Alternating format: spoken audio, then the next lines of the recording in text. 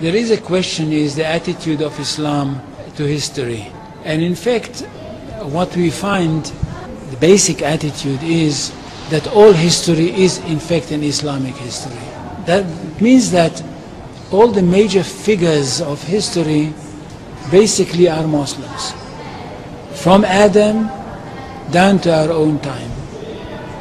So if the Jews or the Christians are demanding something and basing it on the fact that there was a king called Solomon, or a king called David, or a prophet called Moses, or Jesus, then of course what they are doing, they are saying something which is not true, or in fact they don't know that all these figures were basically Muslim figures.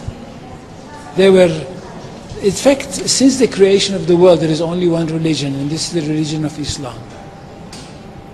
So if anybody says, look, there is a place which is connected with Solomon, and that's the place where the Temple of Solomon stood, a true Muslim would tell you, yes, absolutely right, but don't forget that Solomon was a Muslim, and David was a Muslim, and Abraham was a Muslim, and Isaac was a Muslim, and Jesus was a Muslim.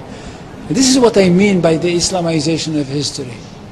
And you can understand that through Islamization of history, you've got Islamization of geography. Anywhere which was connected with these people, or with these prophets, which were all Muslims, becomes a Muslim territory.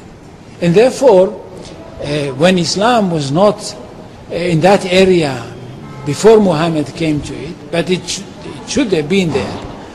In that area, I mean in the Middle East or other parts outside the Middle East, which are now Muslim parts.